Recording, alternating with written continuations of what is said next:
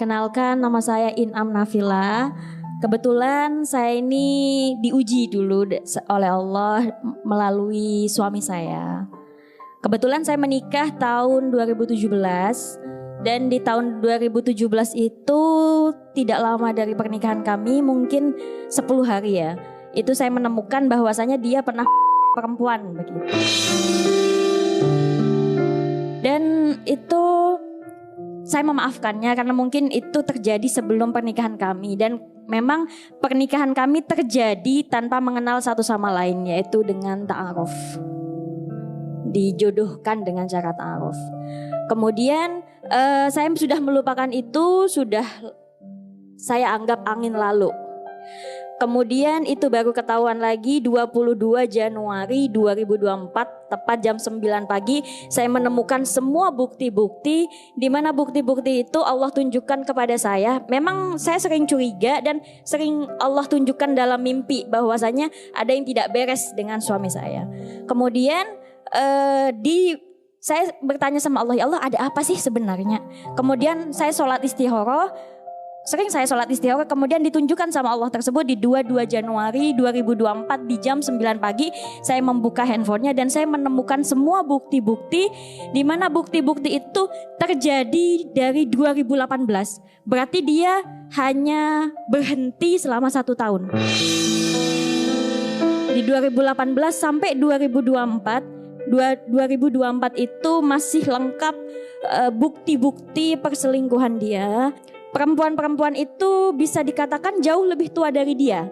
Mungkin kadang ada yang seumuran dengan ibunya dia, atau dengan alasan saya menyukai perempuan-perempuan dewasa dan istri saya terlalu muda dan terlalu kekanak-kanakan untuk saya. Tapi saya juga tidak tahu kenapa dia menikahi saya. Ketika saya tahu, bahkan saya sempat berpikir kayak gimana ya kalau suami saya meninggal duluan. Mampu gak ya saya? Sampai secinta itu saya terhadap beliau. Saya menikah dengan dia 7 tahun. Tapi ternyata saya sama sekali tidak mengenal dia. Dan di bulan Mei akhirnya saya mengajukan perceraian yang ternyata dipersulit oleh dia. Sehingga saya mengalami insya Allah kalau gak salah 14 kali sidang. Dan baru ketok palu itu di 18 September. Begitu Ustaz. Dan pertanyaan saya, apa yang jadi sekarang posisinya saya dengan beliau sudah mantan istri. Dan yang saya pertanyakan yang pertama adalah saya sudah berusaha melakukan sebaik mungkin sebagai istri, bahkan saya mempelajari banyak hal istrinya. Istilahnya saya sudah banyak mengalah ketika saya menjadi istri. Apa yang kurang dari saya? Yang kedua, kenapa laki-laki itu, apakah saya tidak pantas gitu menerima nafkah batin saya? Nafkah batin kan termasuk ketenangan, termasuk kedamaian, termasuk segala hal keindahan di dalam rumah tangga adalah nafkah batin. Itu pertanyaan saya. Terima kasih Ustaz, terima kasih Mbak Sisi. Assalamualaikum warahmatullahi wabarakatuh. Waalaikumsalam. Bunda, pertama, kita harus benar-benar saling menjaga dengan pasangan kita dengan penjagaan yang terbaik. Saya sering menyampaikan rumah tangga itu ibarat segitiga. Suami di pojok kanannya, istri di pojok kirinya. Di tengahnya Allah. Kalau suami dan istri itu sama-sama mendekat kepada Allah, maka Allah akan satukan hati mereka untuk bisa mendapatkan kebaikan. Rumus utama rumah tangga itu fondasinya ada pada kedekatan dengan Allah. Wa min ayatihi an khalaqalakum min anfusikum azwajan litaskunu ilaiha wa ja'ala bainakum mawaddata wa rahmah inna fi dzalika laayatil liqaumin yatafakkarun. Dan di antara tanda-tanda kekuasaan Allah, berarti ini rahasia. Kalau bunda, kalau ayah, seluruh pemirsa Trans TV ingin merasakan kebaikan rumah tangga, maka rahasia yang pertama, dekati Allah. Taat sama Allah. Minta Allah yang menjaga diri kita. Mohon maaf, perbuatan suami beliau tadi yang diceritakan tidak dibenarkan sama sekali. Haram hukumnya, berkhianat.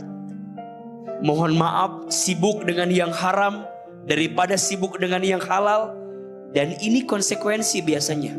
Siapapun yang sibuk dengan yang haram, maka Allah akan cabut nikmat pada yang halal. Maka hati-hati dengan sesuatu yang haram. Bahkan ibadah kita, doa kita boleh jadi ditolak oleh Allah karena ada harta haram yang kita makan. Termasuk Bunda mungkin pernah bertanya, "Aa, kenapa ya kok saya sulit banget buat baca Quran?" Bukan karena sibuk.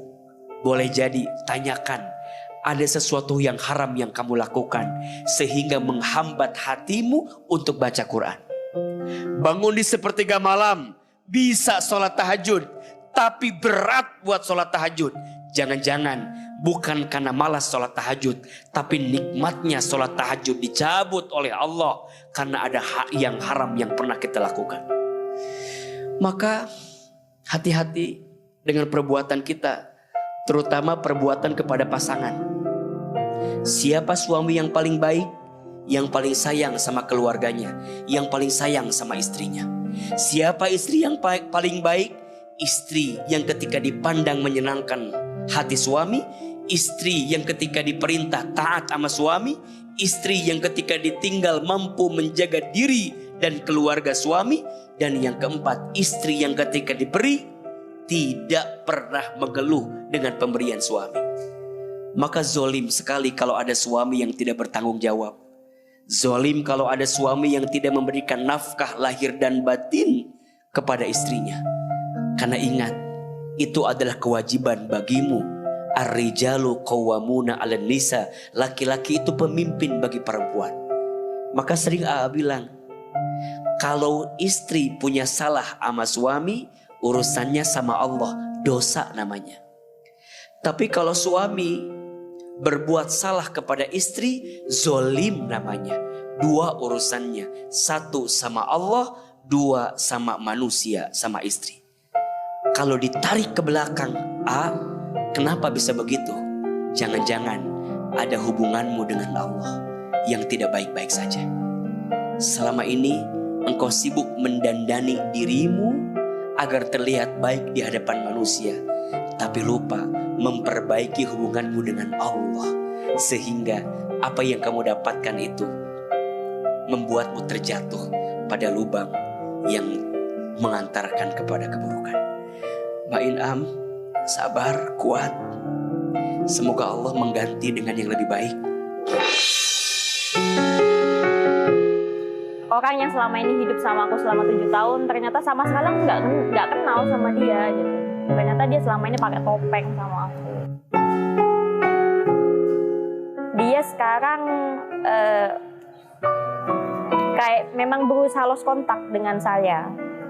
Memang lost kontak dengan saya. Jadi saya sebenarnya ingin tidak usahlah seperti itu. Kita pernah hidup bersama, tetaplah menjalin komunikasi yang baik sebagai silaturahmi yang baik. Ya memang Ustadz dari awal sudah bilang bahwasannya kita salah kalau kita terlalu mengharapkan manusia dan mengagung-agungkan manusia terlebih, itu memang sangat salah besar, dan itu yang saya lakukan sebelumnya. Nama saya Liana, mau bercerita sedikit Ustadz. Saya dulu pernah nyanyi dari panggung ke panggung. Saya belum berhijab. Itu tahun 2008, dari saya sebelum nikah sampai akhirnya saya vakum nyanyi lagi. Sampai sekarang saya sudah punya 3 orang anak. Tahun 2019 saya berhenti benar-benar vakum nyanyi karena memang ada kejadian yang buat saya itu berhenti nyanyi. Pada saat itu saya nyanyi di ulang tahun anak-anak. Tiba-tiba ada penyanyi yang datang dengan memakai pakaian yang sangat seksi. Dan di situ beliau membuat keributan. Sampai pada akhirnya yang punya hajat sama yang warga sekitar itu ribut. Di situ saya trauma dan tidak menutup kemungkinan bahwa orang juga akan berprasangka tidak baik kepada saya. Pada saat itu saya izin kepada suami untuk hijrah. Definisi hijrah sendirian tanpa ada yang bimbing, tanpa tahu bagaimana mulanya saya bisa hijrah, bagaimana caranya saya bisa ngaji, sholat dan yang lain-lain. Di situ ketika saya mendengar azan, saya selalu bertanya sama suami, sama ayah saya gitu. Hati saya itu selalu merasa takut gitu Pak Ustadz. Walaupun diri ini belum baik, tapi saya belajar untuk lebih baik lagi. Itu saja Pak Ustadz yang ingin saya tanyakan. Wassalamualaikum warahmatullahi wabarakatuh. Waalaikumsalam warahmatullahi wabarakatuh. Tapi emang banyak yang bilang gitu sih Ustadz. Iya. Hijrah itu mudah, istiqomah itu yang susah. Iya. Maka Bunda sayang pemirsa semua, tentu kita ingin berharap istiqomah dalam setiap kebaikan, betul? Ilmu itu akarnya amal. Amal itu buahnya ilmu. Istiqomah itu buahnya amal. Dan ranum buah itu ketika kita wafat dalam keadaan husnul khatimah.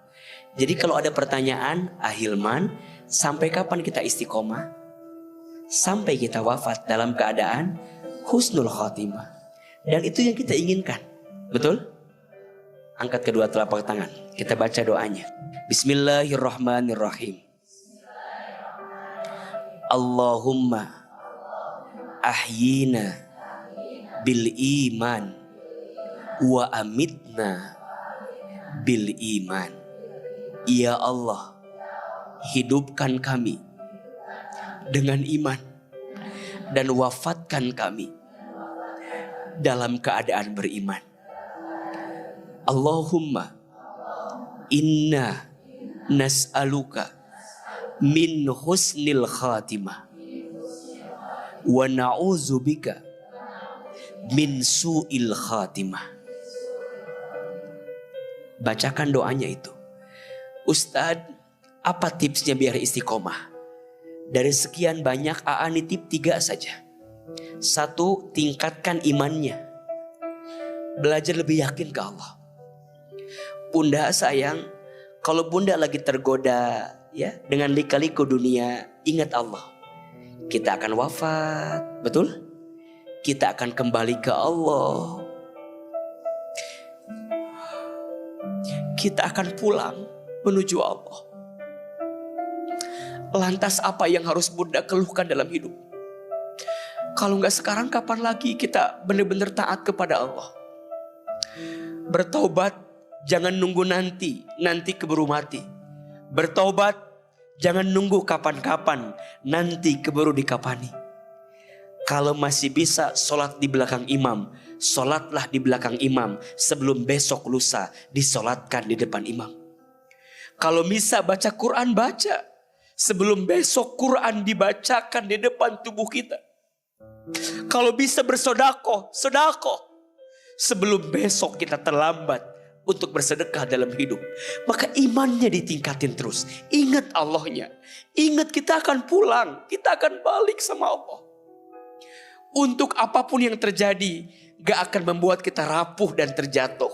Karena tahu tujuannya bukan dunia, tujuannya surganya Allah Subhanahu wa ta'ala. Yang kedua, tambahkan ilmu. Perempuan harus disibukkan dengan ilmu. Kalau perempuan tidak disibukkan dengan ilmu, maka nanti perempuan akan disibukkan dengan perasaan-perasaannya. Perempuan akan disibukkan dengan prasangka-prasangkanya. Perempuan akan disibukkan dengan overthinkingnya, dengan insecure-nya, dengan semua rasa yang dia miliki. Maka Bunda isi dengan ilmu, isi dengan ilmu. Datang taklim, datang ngaji, pemirsa menyimak kajian hati. Itu adalah cara kita untuk bisa istiqomah dalam kebaikan. Dan yang ketiga, cari lingkungan yang baik. Ternyata lingkungan itu sangat berpengaruh terhadap diri kita. Cari teman yang baik, cari sahabat yang baik. Insya Allah mereka akan menambah kebaikan untuk kita. Dan jangan khawatir meninggalkan yang tidak baik. Karena pasti Allah akan gantikan dengan yang lebih baik. Lebih baik kehilangan sesuatu karena Allah daripada kehilangan Allah karena sesuatu. Lebih baik kehilangan seseorang karena Allah daripada kehilangan Allah karena seseorang. Mudah-mudahan kita semua diistiqomahkan oleh Allah Subhanahu wa taala. Amin ya rabbal alamin. Karena awalnya saya ini kan tulang punggung keluarga. Jadi kalau saya tidak bekerja pada saat itu, adik-adik saya tidak bisa jajan, tidak bisa makan. Tapi kembali lagi bahwa itu bukan tanggung jawab saya. Dan ketika saya hijrah pada saat itu, alhamdulillah Allah bukakan semuanya pintu rezeki buat kita. Banyak ilmu yang saya dapat jelas tentang artinya hidup itu seperti apa. Setidaknya saya bisa dapat ilmu lagi yang nantinya bisa saya ajarkan ke anak-anak saya. Karena saya sadar saat ini saya sudah menjadi seorang ibu. Dan saya adalah guru pertama untuk anak-anak saya ketika anak-anak saya nanti bertanya kepada saya gitu. Saya takut saya nggak bisa jawab, itu aja. Tapi ketika saya belajar, saya yakin saya akan bisa menjawabnya. Waktu itu Bintang pernah meminta saya untuk menjemput dan meminta tolong. Tapi setelah itu Bintang memakai nomor pihak lain dan meminta tidak usah dijemput karena sebentar lagi libur panjang.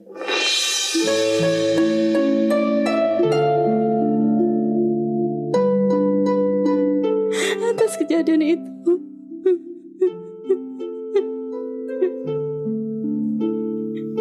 saya tidak bisa menerima, Ustaz. Saya bagaikan tidak menginjak bumi ini. Karena sebelum saya menelpon video call, dia bilang sakit, saya dipaksa untuk bekerja. Bilang begitu. Tapi kenyataannya yang mereka ceritakan itu bilang hanya sholat tidak berjamaah. Jadi kesimpulannya tidak sama apa yang beliau bilang kepada saya. Dan pertanyaan saya, Ustaz, kenapa di saat anak saya menimba ilmu diperlakukan seperti itu? Apakah akan menjadi syahidnya beliau? Dan yang kedua, bagaimana cara Islam menyimpulkan perjuangan saya untuk meminta keadilan? Apakah ada keadilan di akhirat kelak bagi mereka-mereka yang zalim, yang telah menyembunyikan semua kejahatan ini? Apakah anak saya akan dibahagiakan sama Allah, disukainya dengan kesyahidannya? Terima kasih. Assalamualaikum warahmatullahi wabarakatuh. Waalaikumsalam warahmatullahi wabarakatuh. Baik, Bunda izin boleh sedikit bertanya, Bunda? Kalau boleh tahu, Bunda, apa penyebab putra Bunda bisa diperlakukan seperti itu bahkan oleh sepupunya? Apa sebabnya yang Bunda ketahui? Boleh sedikit diceritakan? Penyebabnya katanya kerasukan, begitu sering kerasukan. Padahal Bintang tidak pernah bercerita pada saya kalau dia kerasukan. Dia hanya mengeluh sakit, dipaksa untuk bekerja, begitu. Bekerja maksudnya bekerja apa? Saya tidak Beliau tahu. kan mohon maaf santri kan? Iya, santri. Sedang belajar di pesantren. Terus maksudnya bekerja? Saya tidak tahu, mungkin piket atau apa. Oke.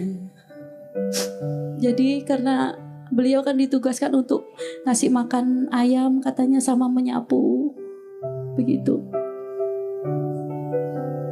Sekarang sudah sampai mana kisahnya atau kasusnya?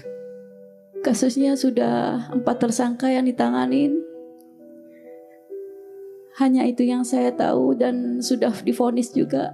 Tapi saya mendengar berita masih mengajukan banding untuk pihak tersangka yang dewasa, Ustaz. Yang Bunda tahu kejadiannya seperti apa? Yang pernah Bintang dapatkan waktu itu? Kejadiannya Pas malamnya itu sebelum Bintang dikabarkan jatuh dari kamar mandi, beliau kan masih telepon saya. Gak usah dijemput, dia baik-baik saja. Terus besoknya mendengar kabar berita seperti itu, saya kan gak percaya.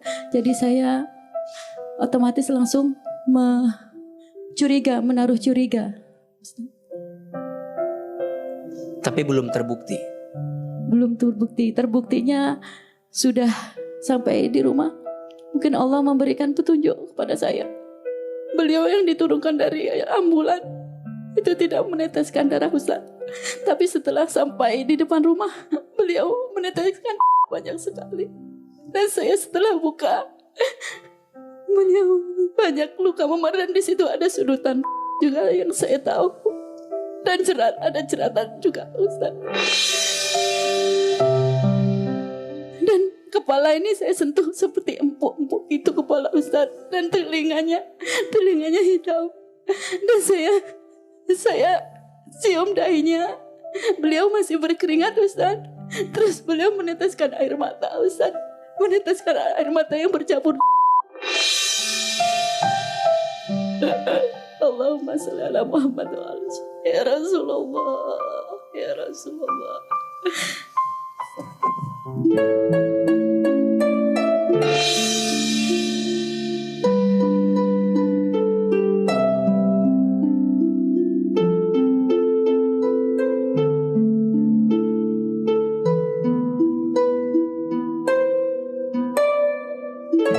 Baik, Bunda, AA, dan seluruh pemirsa turut berduka dengan apa kejadian yang menimpa Bunda. Tentu ini sesuatu yang tidak mudah untuk bisa diterima. Kehilangan seorang anak dalam keadaan yang berat untuk bisa kita terima. Tentu ini sesuatu yang tidak mudah. Semoga Bunda diberikan kesabaran, diberikan ketabahan, dan diberikan keikhlasan. Semoga almarhum Bintang diterima di sisi Allah Subhanahu wa taala. Dan semoga Bunda dan keluarga diberikan kekuatan untuk bisa terus berjalan dalam segala ketentuan yang Allah hadirkan. Beliau bertanya, "AA, apakah akan ada balasan nanti di akhirat untuk siapapun yang melakukan kezaliman di dunia?" Pasti. "Faman ya'mal mithqala dzarratin khairan yarah, wa man ya'mal mithqala dzarratin syarran yarah." Barang siapa yang berbuat kebaikan di dunia walaupun sebesar biji zarrah, pasti Allah akan membalas kebaikannya. Dan sebaliknya, barang siapa yang berbuat keburukan, disembunyikan, dirahasiakan, Allah tahu keburukan itu, dan pasti Allah akan membalas setiap keburukan kita. Maka Bunda terus berdoa kepada Allah, berharap kepada Allah, minta keadilan kepada Allah. Dunia hanya sementara, tapi ingat, hisabnya akhirat selamanya. Tidak ada satupun yang luput dalam pandangan Allah Subhanahu wa taala. Terkait dengan keadilan yang Bunda ingin dapatkan, silakan kejar. Membela hak itu ibadah. Karena kita ingin mendapatkan pelajaran dari semua ketentuan yang Allah hadirkan. Bunda semangat, Bunda tetap kuat, tegar dengan semua ini. Insya Allah Bintang yang sedang belajar kemudian wafat, insya Allah wafat dalam keadaan syahid di jalan Allah. Karena beliau sedang berjalan di jalan Allah Subhanahu wa ta'ala. Siapapun di antara kita yang sedang belajar menuntut ilmu, serius dia mendekat kepada Allah, kemudian ajal menjemputnya, maka dia wafat dalam keadaan syahid di jalan Allah Subhanahu wa ta'ala. Baik, jadi Ibu langsung dari Bali. Nggih, langsung dari Bali. Langsung dari Bali, mungkin besok langsung pulang ke Banyuwangi karena masih ada acara pengajian 1 tahunnya. Kebetulan pas besok malam itu hari beliau yang saya antarkan pulang ke surga. Jadi saya masih cium beliau. Dan mukena saya itu banyak di situ, saya ikutkan. Jadi saya minta, ya Allah, ini jadi saksi. Baik Bunda sayang, salam buat semua keluarga di Bali. Salam buat seluruh jamaah juga di sana. Dan tentu kita berharap berdoa semoga apapun yang Allah akan hadirkan kepada kita itu yang terbaik. Dan jangan khawatir bahwa setiap yang kita lakukan di dunia itu pasti akan ada balasannya. Hal jazaul ihsan ilal ihsan. Tidak ada satu kebaikan pun kecuali balasannya adalah kebaikan. Setiap berbuat baik akan kembali kepada yang berbuat baik. Dan siapapun yang berbuat buruk akan kembali keburukannya kepada yang berbuat buruk. Kalau hisab di dunia mungkin tidak bisa memberikan keadilan untuk kita, cukuplah hisab di akhirat membuktikan keadilannya Allah kepada kita. Untuk bunda yang bersabar, tentu surga adalah jawabannya. Dan untuk pelaku, siapapun yang melakukan kezoliman, keburukan, kejahatan, maka sebelum diselesaikan di dunia, khawatir nanti akan menjadi sesuatu yang berat di akhirat. Dan tidak adalah balasan yang paling berat untuk seseorang kecuali Allah masukkan ke dalam siksa api nerakanya. Na'udzubillahi min dzalik. Dan ini pelajaran untuk kita. Hati-hati menyangkut harga diri orang lain. Hati-hati menyangkut hati orang lain. Karena jika belum diselesaikan di dunia, akan terus kita bawa sampai kita kembali kepada Allah Subhanahu wa taala. Mudah-mudahan kita semua dibimbing dan dijaga oleh Allah Subhanahu wa taala. Amin ya Amin rabbal ya rabbal alamin. Bagi saya tidak bisa injak bumi aja waktu itu. Seperti badan saya udah melayang. Kenapa enggak saya aja dipanggil? Kenapa ada saya? Sedangkan saya sudah puas disakitin laki-laki. Saya udah puas dengan penderitaan di kehidupan saya. Dengan posisi saya hamil ditinggalkan suami. Dengan posisi saya bekerja seperti ini. Barang peninggalannya beliau dibawa kemana-mana kalau pas beliau lagi pergi sama saya waktu. Dan Al-Quran juga saya tidak lupa pernah. Saya selalu bawa kemana-mana sama sarungnya saya pakai terus. Ketika saya sholat saya bawa terus kemana-mana. Perasaan saya bahagia karena Ustadz juga bilang bahwa anak saya syahid. Dan tentu Allah persiapkan surga bagi yang bersabar. Saya juga termasuk putra saya.